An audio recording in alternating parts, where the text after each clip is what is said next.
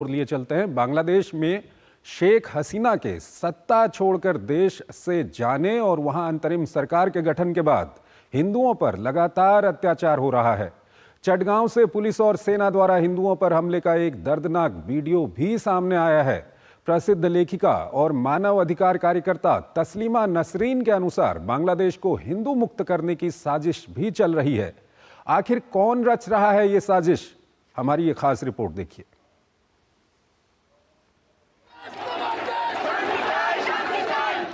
बांग्लादेश में हिंदुओं पर अत्याचार लगातार जारी हैं। चटगांव में पुलिस और सेना की बर्बरता के बाद अल्पसंख्यक हिंदू समुदाय खौफ के साए में है। चटगांव में कट्टरपंथियों द्वारा इस्कॉन और हिंदुओं के खिलाफ जमकर दुष्प्रचार जारी है। हिंदुओं की पीड़ा यह है कि उन्हें भीड़ के हमलों का निशाना बनने के बाद पुलिस और सेना के दमन का भी शिकार होना पड़ रहा है।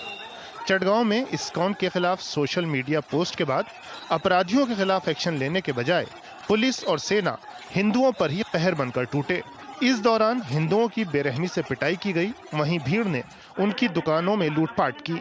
मानवाधिकार कार्यकर्ता और विश्वविख्यात लेखिका तस्लीमा नसरीन ने जमाते इस्लामी, हिजबुत तहरीर और बांग्लादेश इस्लामी छात्र शिविर जैसे संगठनों पर इसको लेकर निशाना साधा है। तस्लीमा नसरीन ने कहा कि चटगांव के हजारी लेन में पुलिस और सेना ने हिंदुओं पर हमला किया और बड़ी संख्या में हिंदुओं को गिरफ्तार कर लिया। तस्लीमा नसरीन ने सवाल उठाया कि जमात, शिविर, हिजबुत तहरीर क्या चाहते हैं? क्या वो चाहते हैं कि प्रताड़ना से डरकर हिंदू बांग्लादेश छोड़ दें? क्या ये बांग्लादेश में खिलाफत की स्थापना की शुरुआत है?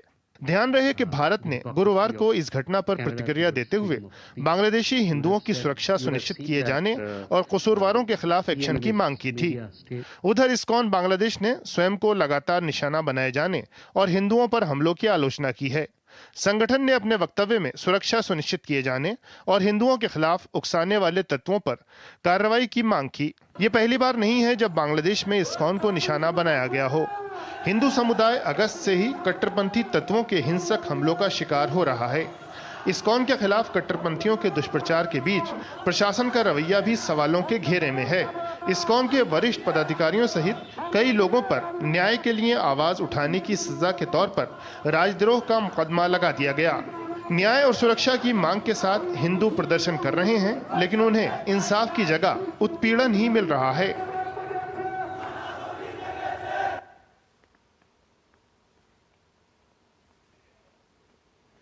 हमारे खास मेहमान हमारे साथ जुड़ रहे हैं। पिनाक रंजन चक्रवर्ती पूर्व सचिव रह चुके हैं भारत सरकार में विदेश मंत्रालय के। सर, स्वागत है आपका हमारे इस कार्यक्रम में। आपसे सबसे पहला सवाल यही है कि अंतरिम सरकार को वहाँ पर गठन हुआ है, लेकिन अंतरिम सरकार हिंदुओं को सुरक्षा देने में नाकाम तो रही है, लेकिन जिस तरह के दृश्य आ रहे हैं उसमें वहाँ की जो सेना है, वहाँ की जो पुलिस है, वो भी हिंदुओं के ऊपर बर्बरता कर रही है। क्या कुछ कहेंगे आप?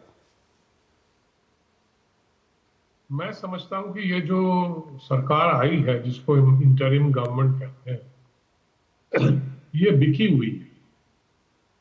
ये बिक गई है जमातियों के हाथ और इस्लामिस्ट के हाथ। तो ये सॉरी जी, ये इस्लामिस्ट का एजेंडा तो सबको मालूम है कि बांग्लादेश को हिंदू मुक्त कर दो या हिंदुओं को कन्वर्ट करके इस्लाम में ले आओ। माफ कीजिए। तो मुझे लगता है कि ये सरकार जो है बांग्लादेश में, ये नाकाम है। कोई प्रोटेक्शन नहीं दे पा रही है और इसको इस्लामिस्ट जो ऑर्गेनाइजेशंस है, जमात है, हिफाजत है, ये वही चला रहे हैं। और उनका एजेंडा हमें माफ कीजिए।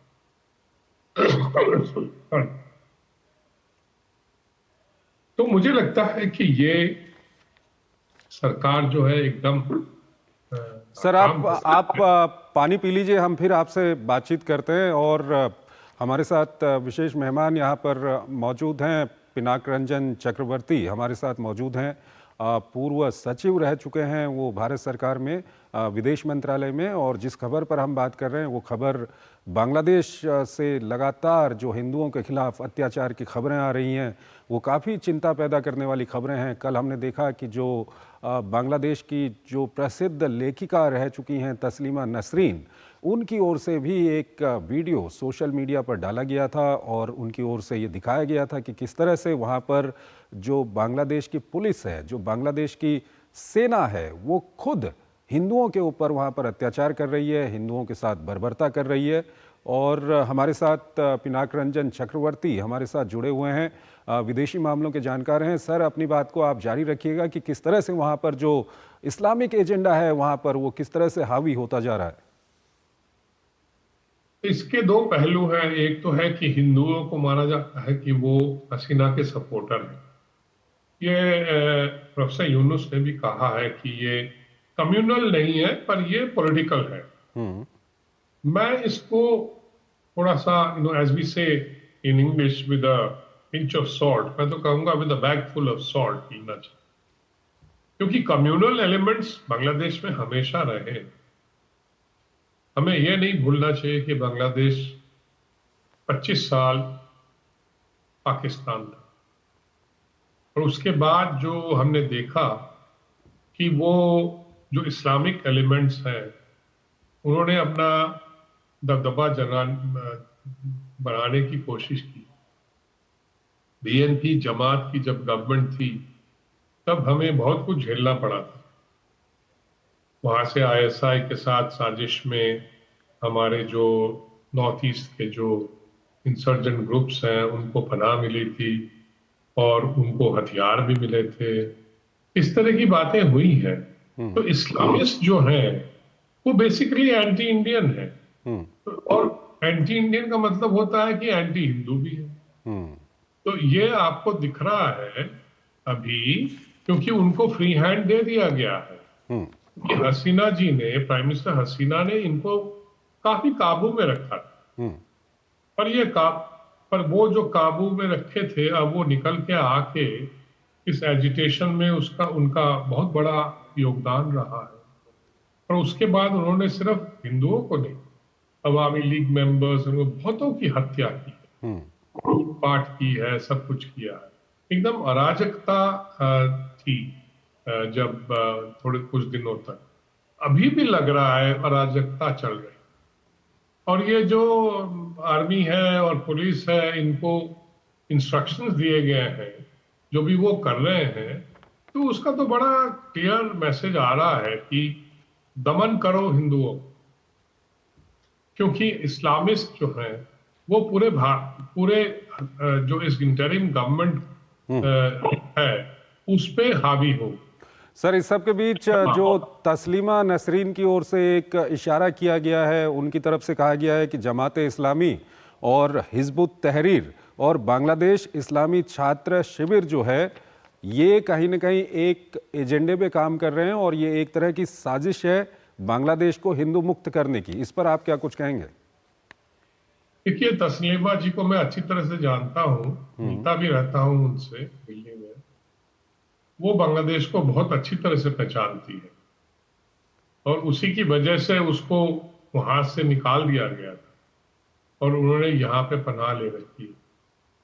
तो मैं उनकी बातों पे जो काफी गौर करता हूँ और समझने की कोशिश करता हूँ कि वो क्या कह रहे हैं, क्योंकि उनको बहुत अच्छी तरह से मालूम है बांग्लादेश की सोसाइटी या उनकी जो माइंडसेट है वो क्या है। तो वो जो कह रही हैं उसमें कुछ तो सच है डेफिनेटली, क्योंकि उनके कॉन्टैक्ट्स वहां हैं, उनको खबरें मिल रही हैं। तो मैं भी समझता हूँ, मुझे भी खबरें मिल रही हैं, मेरे जो बांग्लादेशी दोस्त हैं वहां पे जो हमें बता रहे हैं वो बहुत परेशान है। वो बेचारे कह रहे हैं कि हमें तो यहाँ पता नहीं हम आगे इस क्या भविष्य होगा हमारा, इस तरह की बातें कर। तो ये बहुत ही मतलब दुखदायक और बहुत ही सीरियस सिचुएशन है। इस सब के बीच सर इंटरिम गवर्नमेंट जो है वो उसको मतलब बोलती है कि नहीं ये सब एग्जैजरेटेड है, इस तरह की बातें वो करते हैं। इस सब के बीच सर एक सवाल यहाँ पर काफी महत्वपूर्ण हो जाता है, क्योंकि वहाँ पर इंटरिम गवर्नमेंट वहाँ पर है, अंतरिम सरकार वहाँ पर है, और जो शेख हसीना की पार्टी है पूरे बांग्लादेश में उसके समर्थकों की अच्छी खासी तादाद है, और ऐसे में जो दूसरी पार्टी है बेगम खालिदा जिया की, वो भी कहीं ना कहीं मांग कर रही है कि वहाँ पर चुनाव करवाए जाएं। तो क्यों नहीं जो अंतरिम सरकार वहाँ पर है वो चुनाव की ओर आगे बढ़ रही है, नंबर एक। और नंबर दो, अंतर्राष्ट्रीय जो बिरादरी है उसकी तरफ से भी कोई ऐसा दबाव, खासकर पश्चिमी देशों की ओर से ऐसा कोई दबाव वहाँ पर चुनावों के लिए नहीं बनाया जा रहा है? देखिए, चुनाव की बात उन्होंने करी है, पर वो कहते हैं कि हमें टाइम लगे, हमें 1.5 साल लग जाएगा या 2 साल लग जाएगा, क्योंकि हमें बड़े रिफॉर्म्स करने। वो चाहते हैं कॉन्स्टिट्यूशनल रिफॉर्म्स हो, इलेक्शन रूल्स के रिफॉर्म्स हो, वो पूरा ढांचा बदलना चाहते हैं। पर वो जो ढांचा बदलने की जो उनका जो प्लान है, उसका कोई कानूनी मतलब बेसिस नहीं है, क्योंकि ये गवर्नमेंट ही जो है अनकॉन्स्टिट्यूशनल है। बिल्कुल, क्योंकि कॉन्स्टिट्यूशन में इस तरह का गवर्नमेंट का कोई कोई कोई जिक्र ही नहीं। तो ये तो है, वो कहते कि नहीं नहीं वो तो है, ये रेवोल्यूशन हो गया है, इसलिए जो गवर्नमेंट है उसको मतलब ये लोगों ने बना दिया है, पीपल्स मूवमेंट है, ऑल दीज थिंग्स। ठीक है। बट मुझे लगता है कि ये जो वो करना चाहते हैं इसका कोई कॉन्स्टिट्यूशनल लीगल बेसिस नहीं। बिल्कुल, ये सब लोग मानते हैं। इसीलिए अगर वहाँ पर कोई रिफॉर्म भी अगर वहाँ पर लेके आने हैं तो वहाँ पर चुनाव करवाने चाहिए, और चुनी हुई सरकार बांग्लादेश में चुनाव आएगी। तो बीएनपी तो मांग रही है चुनाव की, आप जल्दी कराइए चुनाव, और क्योंकि आप अनकॉन्स्टिट्यूशनल है, चुनाव करके आप हट जाइए, और हमें जो भी चुनाव में आगे आएगा उनको सत्ता दे दीजिए और आप निकल जाइए। ये तो एक लॉजिकल डिमांड है। ठीक है सर, आप हमारे साथ बने रहिए। अभी एक और महत्वपूर्ण खबर हमारे पास है जो पाकिस्तान से आ रही है, उस पर हम आपसे बातचीत करेंगे। फिलहाल एक